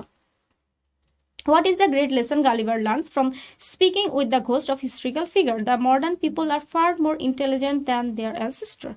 The history as it is written is mostly collection of lies. It is all great leaders are secretly evil, that the secrets of the past are best left buried. In Lugna, Gulliver learns about the Stolbergs, who are people born with a gift of prophecy, extreme physical beauty, a curse of immortality, the ability to speak ill language. এখানেও কিন্তু keyword একটা সরাসরি স্টারদের দিয়ে চলেছিল। এবার আসা যাক আমাদের একদম ফোর্থ ভয়েসে। ফোর্থ ভয়েস থেকে কিন্তু হিউম্যান ফলের একেবারে সুপ্রিম রিপ্রেজেন্টেশনটা চলে আসে, এবং এখানেই কিন্তু গালিভারের যে পার্সপেক্টিভ টোটালি চেঞ্জ হয়ে যায়, এবং সে ল্যামেল গালিভার কিন্তু শেষে একটু মিজানথ্রপিকই হয়ে যায়। এখানে আমরা কি দেখি, এই ল্যান্ডটা গালিভার যখন ফাইনাল ল্যান্ডে চলে যায় হুইনেমদের, সেখানে কি হয়, এখানে এমন ধরনের একটা রেস আছে যারা highly rational, virtuous and intelligent horse's, এবং এদের বিপরীতে আরেকটা রেস আছে যারা হচ্ছে মানুষের মতো কিন্তু খুবই ভাইল্ড, এবং যারা মূলত সেন্সুয়াসনেস নিয়ে ইনভলভ, এবং তাদের অন্যতম প্রিয় অভ্যাস কি, সেটা হচ্ছে বিভিন্ন পাথর কালেক্ট করা। এই পাথর কালেক্ট করাটা কাকে রিপ্রেজেন্ট করে? মানুষের যে অপ্রয়োজনীয় ওয়েলথ জমানোর যে ব্যাপারটা, সেটাকে স্যাটায়ার করে। They coexist with Yahoos brutish, filthy and degenerated humanoid creature who embody the worst aspect of humanity. একদিকে পাচ্ছি ইন্টেলিজেন্ট হর্সেস, আর একদিকে পাচ্ছি কি বলবো, worst embodiment of humanity. Gulliver comes to admire the Houyhnhnms' peaceful and logical society and is disgusted by the Yahoo, reluctantly recognizing them as a refreshing of their own species. ইয়াহুদের violence নিচ্ছে, এবং এরা openly সব ব্রুটিশ activity করার ফলে সে রীতিমতো বিরক্ত হয়ে যায়, এবং তার মাস্টার কিন্তু তাকেও একজন ইয়াহুর থেকে বাঁচানোর চেষ্টা করে, বাঁচায়। After several years he is vanished from the land because his human form is too like that of the Yahoo. This experience leaves Gulliver completely disillusioned with humanity. Upon his return to England, he is filled with such disgust for his fellow Yahoo that he becomes a recluse, preferring the company of his horses. এবং ওদের সাথে কিছুদিন থাকার পরে ওদের pure reasoning এর বেশ মুগ্ধ হয়ে যায় এবং ইয়াহুদের সাথে নিজেকে রিজেম্বলেন্স করতে গিয়ে কিন্তু গালিভার বেশ ডিসগাস্টেড ফিল করতো। কিন্তু তার যে পরনের পোশাকটা আস্তে আস্তে যখন ছেড়ে যায় কয়েক বছর পরে, তখন ইয়াহুদের সাথে মিল হওয়ার জন্য হুইনেমরা কিন্তু তাকে বের করে দেয় এবং ফলাফল স্বরূপ এই ডিটাচমেন্টটা, ওই সোসাইটির সাথে ডিটাচমেন্টটা সে মেনেই নিতে পারে না। এবং যখন তাকে একজন কাইন্ড ক্যাপ্টেন মানে কি বলবো সেভও করে, বহুদিন লাগে কিন্তু তার নর্মাল জীবনে ফিরতে, এমনকি নর্মাল জীবনে ফেরার পরও সে পরিবারের সাথে না থেকে স্টেবলে হর্সের সাথে থাকতো এই হুইনেমদের সাথে নিজেকে মিলানোর জন্য। তো এইখানে গালিভার টোটালি মানুষের উপর, হিউম্যানিটির উপর লস্ট ফেতে চলে যায় এবং এখানেই তার মিজানথ্রপিক কোয়ালিটিতে চলে আসে। ক্যারেক্টার যথারীতি ল্যামুয়েল গ্যালিভার এখানে কিন্তু একটা প্রোফাউন্ড ট্রান্সফরমেশন হয়ে গেছে। সে এবার হিউম্যানিটিকে একেবারে মানে সব পার্সপেক্টিভে ঘৃণা করা শুরু করেছে। দ্য হুইনামরা হচ্ছে ওই রুলার অফ দ্য ল্যান্ড এবং এরা হচ্ছে খুব ইন্টেলেকচুয়াল এবং ভার্চুয়াস, কিন্তু তাদের মধ্যে ইমোশনালিটি নেই। ইয়াহু কি ফিলদি স্যাভেজ হিউম্যানয়েড ক্রিয়েচার, এবং এরা কি, এরা হচ্ছে হিউম্যান ভয়েসের একেবারে ওয়ার্স্ট এম্বডিমেন্ট এবং এদের মধ্যে সেন্সুয়াসনেস বেশি, লাস্ট এবং এই ধরনের অ্যাভারিজগুলো কাজ করে এবং তারা ক্রুড অ্যাক্টিভিটি সবগুলো প্রকাশ্যে করে এবং তারা হুইনেম দ্বারা পরিচালিত এবং তাদের কাজ হচ্ছে বিভিন্ন পাথর কালেক্ট করা, মানে একদম অর্থহীন কার্যকলাপ মানুষ যেগুলো করে। গালিভার সুইনামস মাস্টার, সে খুব রেশনাল এবং প্যাশন, কিন্তু গালিভারকে কিন্তু সে তাড়িয়ে দেয় যেহেতু তুমি ইয়াহুদের সাথে রিজেম্বল করো। ডন পেড্রো ডি মেন্ডেস, পেড্রো কিন্তু কাইন্ড এবং কম্প্যাশনেট পর্তুগিজ ক্যাপ্টেন যে গালিভারকে রেস্কিউ করে এবং সেই কিন্তু হিউম্যান নেচারের যে অবশিষ্ট হোপ এবং গুডনেস সেটাকে রিপ্রেজেন্ট করে, যে পুরোটাই খারাপ না, কিছুটা আছে। এবং এই জন্য বলা যায় যে সুইফট আসলে টোটালি মিজানথ্রপিক না, কিছুটা হোপ সে রেখে দিয়েছে, কিন্তু ল্যামুয়েল গালিভার মিজানথ্রপিক। এখন এই ভয়েসটার সিগনিফিকেন্স কি? The critic of humanity, the ইয়াহুরা কি ফিলদি ব্রুটিশ ইয়াহু। এই লাইনগুলো অ্যাডজেক্টিভগুলো মনে রাখবেন, ফিলদি এবং ব্রুটিশ, এবং এদের নেচার যদিও হিউম্যানিটির সাথে মেলে কিন্তু তারা একেবারে পুরোপুরি ভাইসের দ্বারা নিয়ন্ত্রিত এবং এদের কোয়ালিটি কি greed, gluttony and lust, worst human follies. Ideal pure reason, এখানে কিন্তু এটা একটু উটোপিয়ান, হুইনেমদের ল্যান্ডটা কিন্তু একটু উটোপিয়ান ভাইব দেয়, যে ওখানে যেরকম সব ভালো এখানে কিন্তু হুইনেমটা অনেকটা ওরকম দেখা। The Houyhnhnm are utopian society governed by pure reason and truth, however they are cold detached logic lacking in emotion, personal affection, questions whether such life is truly desirable. এদের একটু ফলই হচ্ছে যে এখানে কোনো ইমোশন নেই, তো শুধু পিওর রিজনিংও যেমন অ্যাকসেপ্টেড না, আবার ইমোশনালিটি ইয়াহুদের মধ্যে যেটা সেটাও কিন্তু অ্যাকসেপ্টেবল না। স্যাটার অফ ইউরোপিয়ান সোসাইটি, পুরো জিনিসটাই আসলে ইউরোপিয়ান সোসাইটিকে স্যাটার করা হচ্ছে। গালিভার্স ফাইনাল মিজানথ্রপিক, পুরোপুরি হুইনামদের দেখার পরে কিন্তু সে পুরোপুরি মিজানথ্রপিক হয়ে যায়। এবার এখান থেকে কি কি কোশ্চেন আসতে পারে? How does Gulliver's fourth voyage begin? His own crew commits mutiny and leaves him on a unknown shore. এর আগে অনেক ধরনের ঘটনা ঘটেছে, বিভিন্ন প্রাকৃতিক দুর্যোগ হয়েছে, কেউ তাকে ছেড়ে রেখে গেছে, কোনো সময় জাহাজে করে সে এসেছে, আবার কোনো সময় দেখা গেছে যে শিপর্যাক হয়েছে। কিন্তু এবার কি হয়েছে, গালিভার কিন্তু এখানে অ্যাডভেঞ্চার নামে একটা শিপ ওন করেছিল, কিন্তু সেখানে সে যেহেতু অত অভিজ্ঞ ছিল না, সে যে ক্রুগুলোকে নিয়েছিল তারা তার বিরুদ্ধে মিউটিনি করে ফেলে এবং সে এই আইল্যান্ডে চলে আসে। What are the two main species that inhabit the land? The Huinam and the Yahoo. What are the Yahoos? Vile savage creature, humanoid creature. What are the Huinam? A race of perfectly rational, logical and virtuous. এরা হচ্ছে একজন আরেকজনের বিপরীত হিসেবে কাজ করছে। Two B Frank, এটা হচ্ছে হিউম্যান নেচারের গুড সাইড হুইনামরা রিপ্রেজেন্ট করে, আর ব্যাড সাইড হচ্ছে ইয়াহুরা আসে এবং মানুষের মধ্যে ইয়াহু সাইডটাই বেশি according to Swift. What is the guiding principle of the Huinam society? Pure reason. What concepts are the Huinams unable to understand? Lying, disagreement, or an opinion because they are contrary to reason. Reasoning, যেটা pure reason দিয়ে চলে সে কেন contradict করবে, এটা হুইনামটা বোঝেই না, কারণ তাদের মধ্যে ইমোশনালিটি নেই। Who is Gulliver's caretaker and teacher in this land? The master Houyhnhnm. Why do the Huinam despise the Yahoo so much? They are irrational, vicious, and governed by base passion. What does Gulliver's master conclude about humanity after hearing about Europe? The humans are just like Yahoo, with small capacity for reason that only makes them more dangerous. What are the great debate of the Huinam Grand Assembly, whether or not to terminate the Yahoo from the face of the earth? Great debate. Exterminate. Why is Gulliver ultimately exiled from the land? Gulliver কেন exiled হয়েছে? Because he is a Yahoo. Who rescued Gulliver after he leaves the island? Portuguese kind ship captain Don Pedro. He is the last hope of humanity. How does Gulliver feel about humanity? Upon his return, he is filled with disgust and cannot stand the sight or smell of human fallow. Why does Gulliver prefer the company of back home? The horses. The final voice is Swift's most bitter satire against pride and fundamental corruption of entire human race. আসলে হিউম্যানিটির উপর কিন্তু না, human যে bad ফলিসগুলো সেগুলোর উপরে কিন্তু মূলত এটা লেখা হয়েছে। হাউ ডাজ গালিভার, এবার কিছু এমসিকিউ একদম লাস্টে। How does Gulliver end up in the land of Houyhnhnms? He is shipwrecked, he is abandoned by pirates, his own crew mutinies against him, he leads an expedition here. এখানে keyword কিন্তু চলে আসছে, বাকিগুলো আপনারা করেন। What is the first creature Gulliver encounters upon landing? A Houyhnhnm, a strange giant bird, a wild hairy creature called Yahoo, a friendly native human. The Houyhnhnms, the ruler of the land, are which type of animal? Lion, eagle, apes, horses. The Yahoos are described as intelligent, peaceful, magical, mysterious, vicious, filthy, brutish, a society of skilled craftsmen. Yahoo, মানুষ যখন খুব excited হয় তখন কিন্তু সে Yahoo বলে চিৎকার করে ওঠে, এবং যখন এক্সাইটমেন্ট থাকে তখন রিজনিং থাকে না, তাহলে অটোমেটিক কিন্তু মিলানো যায় যে কার মধ্যে রিজনিংটা নেই। What is the fundamental principle that governs Houyhnhnm society? Friendship, tradition, reason, power. The Houyhnhnm have no word, ইয়াহুর যদি রিজনিং না থাকে তাহলে কার আছে?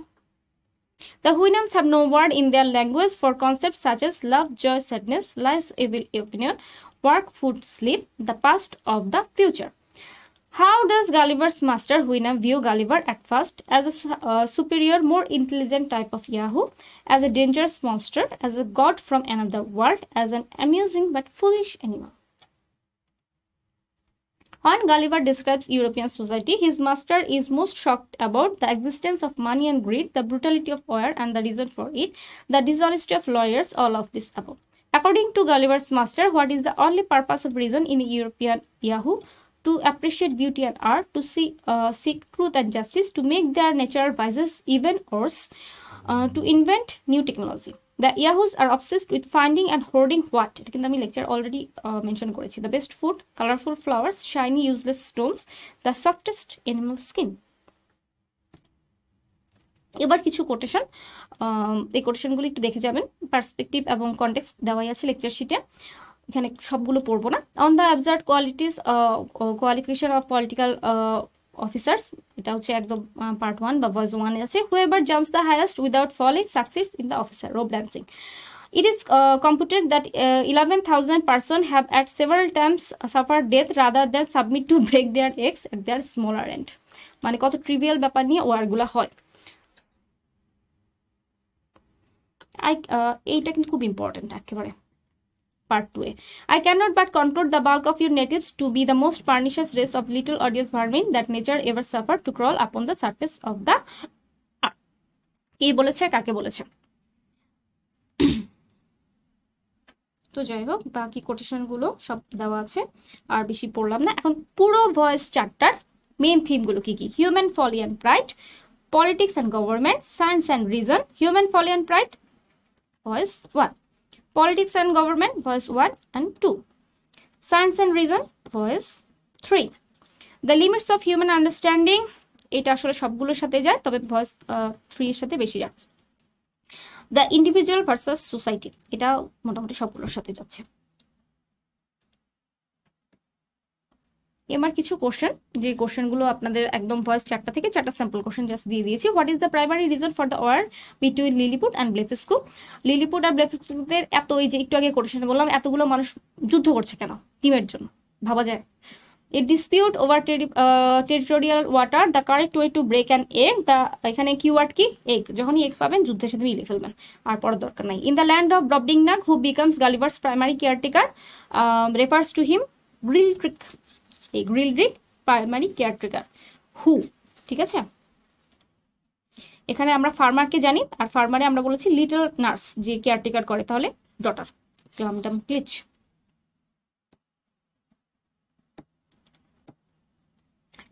লাপুটা, Balnibarbi, Luggnagg and Glubbdubdrib. The এই ভয়েসটার উপর একটা MCQ. The intellectuals on the floating island of Laputa are obsessed with what two field of study? Mathematics এবং মিউজিক, একদম আর্ট এবং science. Land of Huinem, what are the two ruling species in the final land Gulliver visits? Intelligent apes and savage human, rational horses and brutish human-like creature. আমরা আমাদের keyword পেয়ে গেছি, that's it. তো এই ছিল হচ্ছে Gulliver's travel.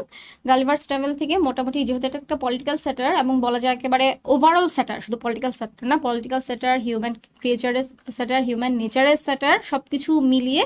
তো এই জিনিসগুলো পড়ার সময় প্রত্যেকটা ভয়েসকে আলাদা আলাদা করে মনে রাখবেন, ভয়েসের ইম্পর্টেন্ট অংশগুলো মনে রাখবেন, সেটিংটা মনে রাখবেন, সেই সাথে কি কোন জিনিসটাকে স্যাটার করছে, কোন কোন ইভেন্টগুলো হয়েছে এবং কোন ক্যারেক্টার কোন জিনিসটা ইম্পর্টেন্ট ইনসিডেন্ট কি, এগুলো মনে রাখলে মোটামুটি গালিভার্স ট্রাভেল হয়ে যাবে। এবার আসা যাক আমাদের লাস্ট অপশনে, জন কিটস। এতক্ষণ ধরে মানুষের এত বাজে বাজে দিক পড়ার পরে আমাদের একটু আনন্দ দরকার, আর আনন্দ আসে সৌন্দর্য থেকে। আর সৌন্দর্যের কবি বা বিউটির অর্শিপার হিসেবে আমরা পাই John Keats. Secondary romantic poet, মানে সেকেন্ড জেনারেশন রোমান্টিক পয়েট, এবং কিটসের কবিতা ছিল খুব পার্সোনাল। উনি এত সমালোচনার পরেও কিন্তু নিজের কবিতা লেখার ফরম্যাট বদলাননি।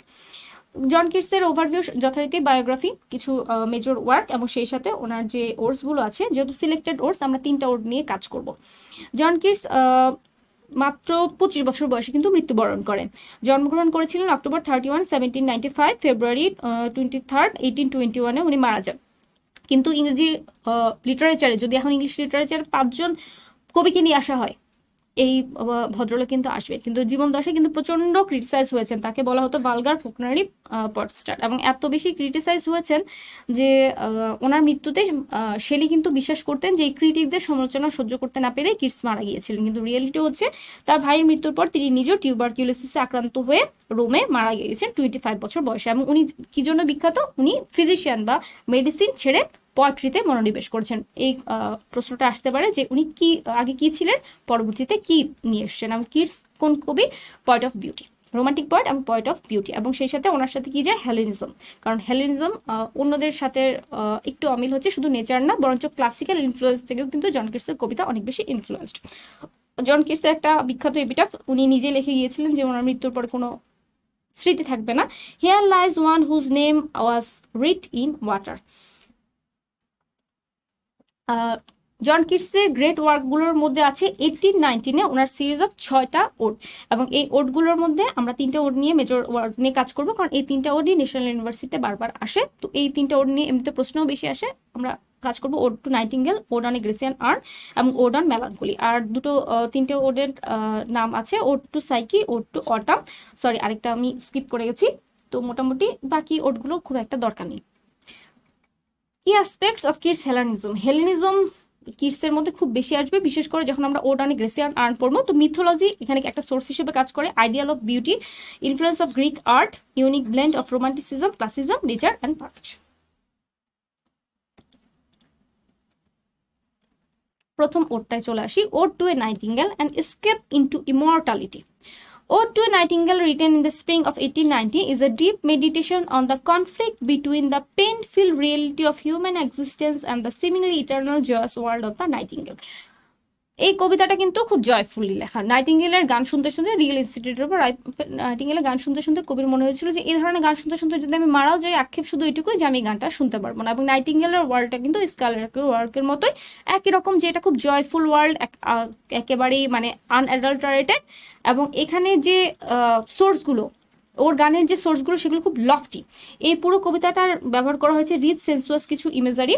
এবং আগে বলেছি জন কিটস কিন্তু খুব শর্ট লিভ। তো এই ধরনের মানুষের মধ্যে মর্টালিটি নিয়ে অনেক বেশি, মর্টালিটি এবং ইমর্টালিটি নিয়ে অনেক বেশি কাজ করে। তো উনিও একই জিনিস, নাইটিঙ্গেল, গ্রেসিয়ান আর্ন, মেলানকলি সবকিছুর মধ্যে উনি একটা অমরত্ব দান করেছেন। পুরোপুরি 3টা ওডের মধ্যে একই থিম কাজ করবে।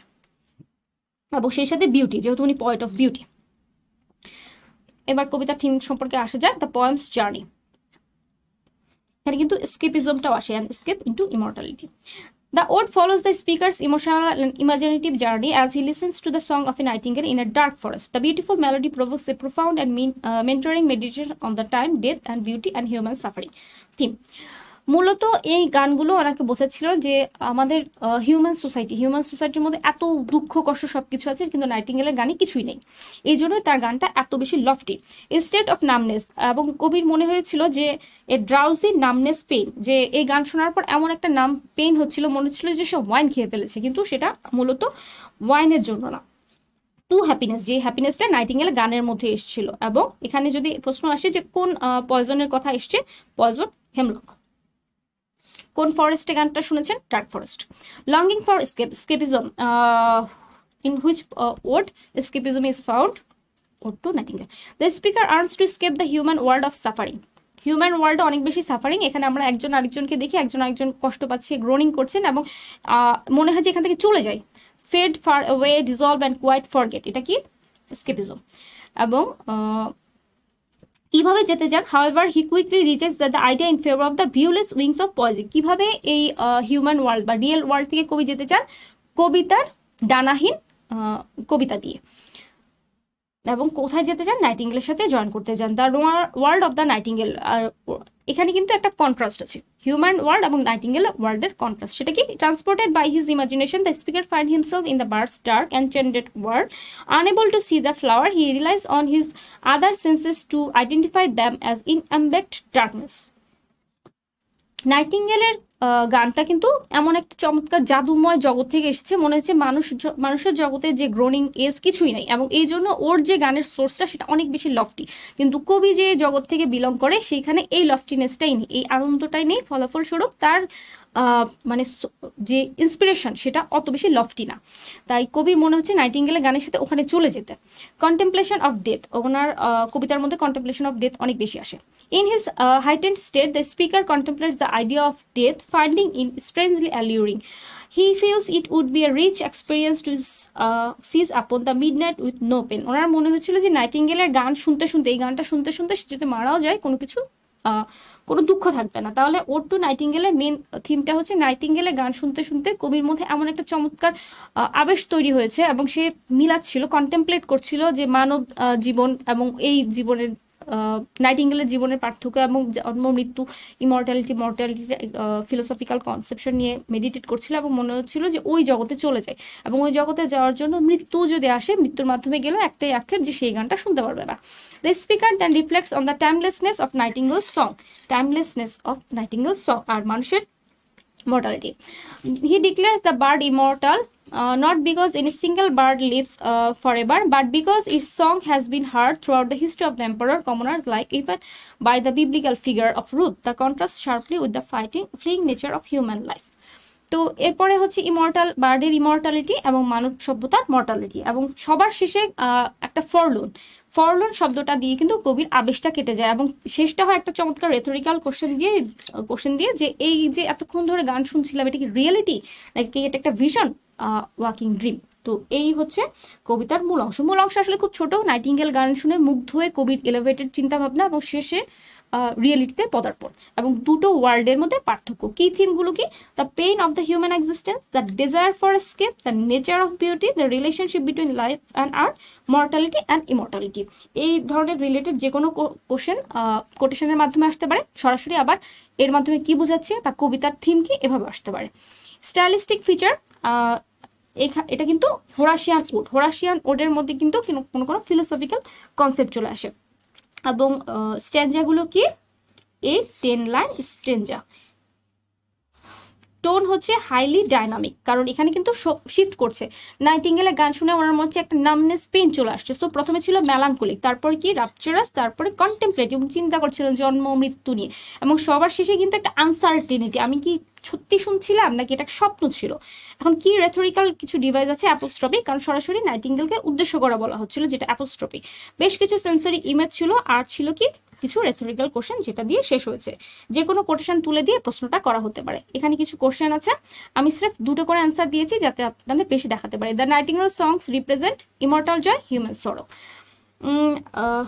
আমি দুঃখিত কিছুটা সময় স্বল্পতার জন্য খুব বেশি বাড়াচ্ছি না, আপনারা এই প্রশ্নগুলো একটু দেখেন, দেখে চেষ্টা করেন এগুলোর অ্যান্সারটা দেওয়ার। আর এই প্রশ্নগুলো সবগুলো আমাদের লেকচার শিটের মধ্যে আছে, একটু পজ করে দরকার হলে আপনারা এগুলোর অ্যান্সারগুলো আমাকে জানাবেন। আর সবার শেষে অ্যান্সার এখানে দেওয়া আছে, সেগুলোর সাথে একটু মিলিয়ে নেবেন যে অ্যান্সারগুলো হয়েছে কিনা। এবার আসা যাক দ্বিতীয় ওডে, ode on a Grecian urn, art's timeless whisper. এই যে বললাম সবগুলো ওডের সাথে কিন্তু মিল আছে, এখানেও একই কথা। গ্রেসিয়ান আর্ন এটা হেলেনিজমের সাথে রিলেটেড। যখন একটা গ্রেসিয়ান আর্ন দেখছিলেন মিউজিয়ামে কিডস, এবং সেখানে দেখেন যে বিভিন্ন জিনিস খোদাই করা আছে। সেটা কি, সেখানে আছে রুরাল লাইফ, এবং সেই সাথে এখানে আছে একটা ইয়াং লাভার যারা না ইউনিয়ন হচ্ছে না চলে যেতে পারছে, ওখানে হেফার আছে, ওখানে রুরাল লাইফ আছে। তো এইখানে কবির যে থিমগুলো, সেই থিমটা হচ্ছে মানব জীবন এবং আর্টের জীবনের যে পার্থক্য, একটা শেষ হয়ে যাবে, আরেকটা কিন্তু ইমর্টাল।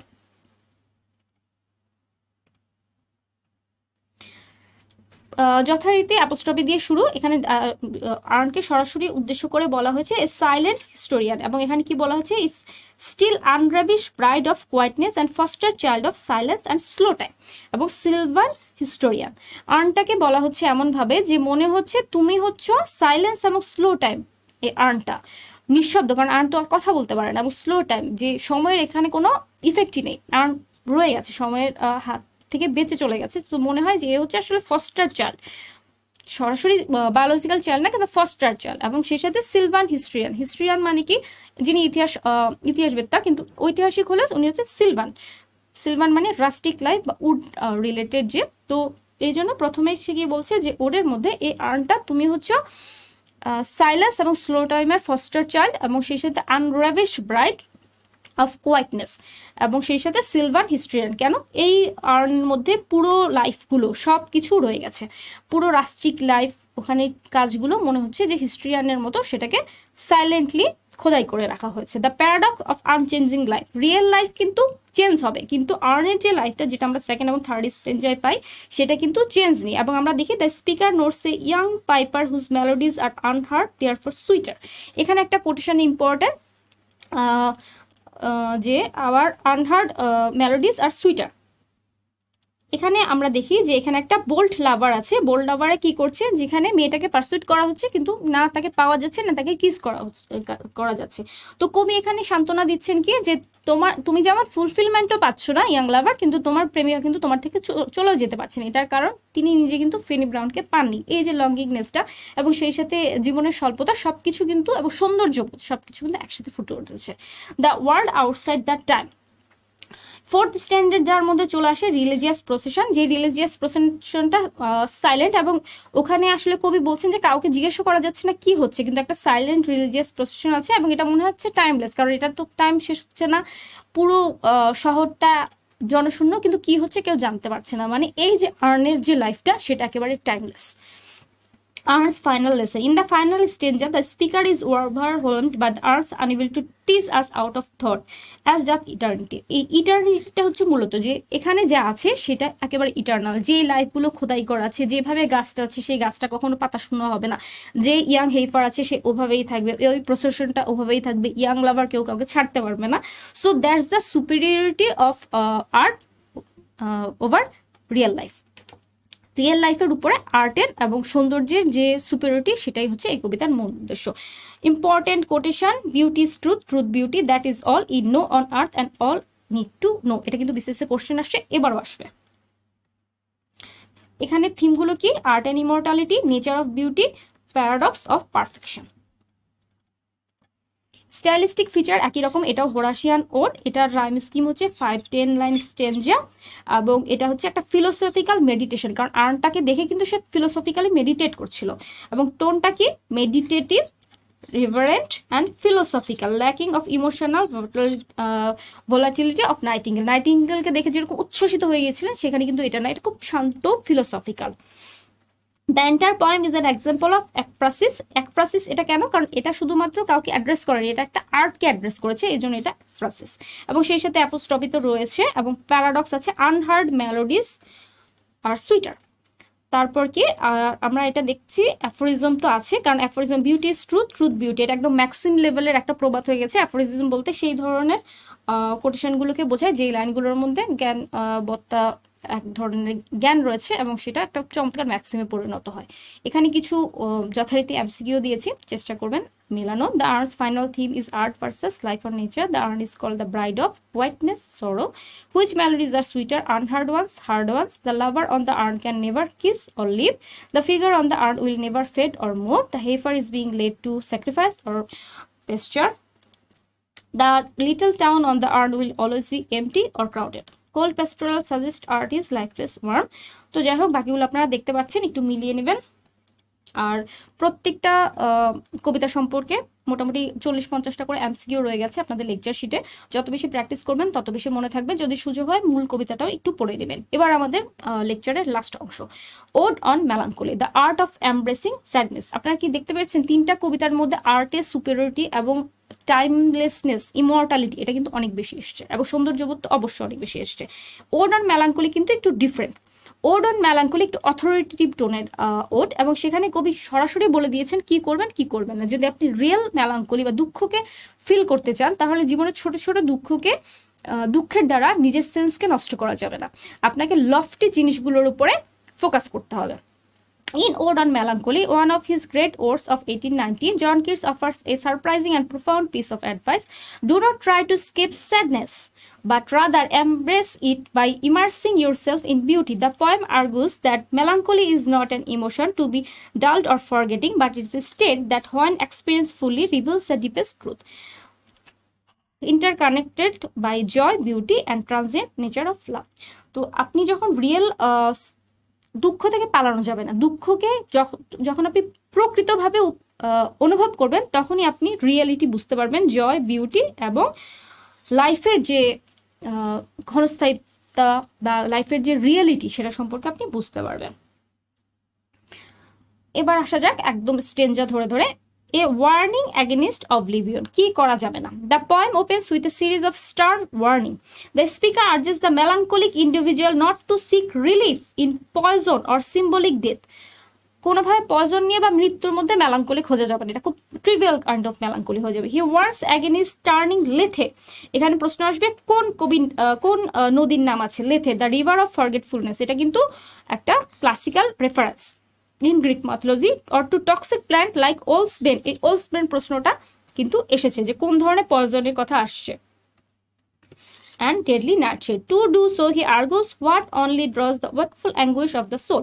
যে প্রথমে ওয়ার্নিংটা কি, যদি রিয়েল মেলাঙ্কলিকে উপভোগ করতে চান, মৃত্যু, বিষ, এই ধরনের কোনো কিছু দিয়ে নিজের সেন্সকে নাম করবেন না। তাহলে কি করবেন? The prescription for melancholy. Instead of seeking escape, the speaker provides an counter-intuitive remedy. Glut thy sorrow on a morning rose. কি করবেন? আপনি আপনার দুঃখটা গোলাপের মধ্যে নিয়ে আসুন, যেটা মর্নিং রোজ, সেটা কিন্তু একসময় এত সৌন্দর্য নিয়ে ফেড হয়ে যাবে। When overwhelmed by sadness, one should turn to the intense fleeting beauty of the natural world. আপনি প্রকৃতির সৌন্দর্যকে দেখতে পারেন, এত সৌন্দর্য বিলীন হয়ে যাবে। This includes contemplating the richness of the globed peonies. আরেকটা ফুল, কি ফুল আসছে? রোজ আসছে, পিওনি আসছে। Or the ephemeral beauty of rainbow of the salt sand wave. এই প্রত্যেকটা জিনিস কিন্তু আসতে পারে যে উনি কোন ধরনের ন্যাচারাল বিউটি থেকে মেলাঙ্কলিকে ফিল করতে বলেছেন। His even suggests finding this profound beauty in the eye of a beloved. আর কার থেকে পেতে পারেন? Belovedের চোখ থেকে। Fully aware that such beauty cannot last. The key is to overwhelm sorrow with an intense appreciation of transient beauty. এবং এটার মূল জিনিসটা কি? আপনি যখন সৌন্দর্যকে উপভোগ করতে পারবেন, মূল্য বুঝবেন, তখন আপনি রিয়েল মেলাঙ্কলি পাবেন, কারণ এত সৌন্দর্য কোনোটারই কিন্তু দীর্ঘস্থায়িত্বতা নেই। Third stanza, the temple of delight. The final stanza reveals the poem's central paradox. Keats explained the melancholy does not exist in a realm of its own, but dwells with beauty that must die. Keats point of view, উনি কিন্তু বলতেন যে real সৌন্দর্য মেলাঙ্কলির সাথেই বাস করে এবং সৌন্দর্য মারা যাবে। সো আপনি যদি রিয়েল মেলাঙ্কলি পেতে চান আপনাকে সৌন্দর্যের উপর কন্টেমপ্লেট করতে হবে। Joy, pleasure, and delight are personified as fleeting figure, always in the act of bidding farewell. True melancholy, he concludes, has her sovereign shrine inside the very temple of delight. প্রশ্নটা আসতে পারে যে true মেলাঙ্কলির শ্রাইনটা কোথায়? In the temple of Deloitte. আবার beauty কার সাথে বাস করে? Beauty that must die, সে বাস করে মেলাঙ্কলির সাথে। Only the person who can experience joy to its fullest, one whose strenuous tongue can burst joy's grave against the palate fine, is able to taste the inherent sadness. So, পুরো মেলাঙ্কলি ode to মেলাঙ্কলির মধ্যে খুব authoritative টোনে এবং কন্টেমপ্লেটিভ টোনে কবি প্রথম থেকে বলে দিয়েছেন কি করবেন না, কি করবেন। প্রথম স্ট্যান্জা হচ্ছে যদি আপনি রিয়েল মেলাঙ্কলি পেতে চান তাহলে জীবনের ছোট ছোট দুঃখ, মৃত্যু, বিষ এসব দিয়ে নিজের সেন্সকে নাম করবেন না। আপনি রিয়েল মেলাঙ্কলি কোথায় থাকে? সৌন্দর্য। সৌন্দর্য কোথায়? ন্যাচারাল বিউটিতে আপনি কন্টেমপ্লেট করতে পারেন, কারণ এই মর্নিং রোজ, পিওনি কিংবা ব্লাফার চোখ এগুলো সবগুলোই সুন্দর, কিন্তু এগুলো থাকবে না। আবার শেষে কি বলছেন? শেষে বলেছেন ডিলাইট বা বিউটি এবং মেলাঙ্কলির ট্রু নেচার, এরা হচ্ছে এদের একদম পার্সনিফাই করা হয়েছে যে এরা একত্রেই বাস করে এবং ট্রু মেলাঙ্কলি পেতে হলে এদের নেচার সম্পর্কে জানতে হবে। So according to Keats melancholy lies in true beauty, natural beauty. এবার স্টাইলিস্টিক ফিচারে এখানেও কিন্তু ওই একই হোরাসিয়ান ওড, কিন্তু রাইম স্কিমটা কি 3-10 লাইন স্টেঞ্জা। ওড সম্পর্কে যদি প্রশ্ন আসে সবগুলো একদম হোরাসিয়ান। আর এখানে 3টা স্ট্যাঞ্জার মধ্যে মোটামুটি বিউটি সম্পর্কে বলা হয়েছে। প্রথম স্ট্যাঞ্জা হচ্ছে কি করবেন না, পরেরটা কি করবেন, এবং শেষ হচ্ছে এই দুটো রিয়ালিটি। এবার টোনটা সম্পর্কে আসি, অথরিটিভ, যেটা বললাম একদম সরাসরি বলা কি করবেন কি করবেন না, এবং instructional, as the speaker advises the reader who's passionate, no এটা করো এটা করো। সো এটা সরাসরি হচ্ছে অথরিটিভ অ্যান্ড ইনস্ট্রাকটিভ। এবং সেই সাথে পয়েমস মিটার কি রেগুলার, আয়াম্বিক, পেন্টামিটার। এই আয়াম্বিক পেন্টামিটার অনেক বেশি আসে, আয়াম্বিক পেন্টামিটার সম্পর্কে একটু খেয়াল রাখবেন। আর কি রেথরিক্যাল ডিভাইস, ওই যথারীতি অ্যাপোস্ট্রফি, কারণ সরাসরি এখানে মেলাঙ্কলি নিয়ে কথা বলা হয়েছে। তারপর ডেলাইট, বিউটি, মেলাঙ্কলি সবগুলোকে কিন্তু পার্সনিফাইড করা হয়েছে। এবং প্যারাডক্সটা কি? প্যারাডক্সটা যেমন ছিল যে জয় এবং সরোকে আলাদা করা যায় না। আমরা ওখানে যেমন পেয়েছিলাম কি যে আনহার্ড মেলোডিজ আর সুইটার, এখানে প্যারাডক্সের ব্যবহার কিন্তু দুটো কবিতার মধ্যে আছে। এবং এখানে আমরা দেখি যে Keats contrast dark death related imagery with vibrant image of fleeting natural beauty is in classical allusion to give his advice to a timeless world.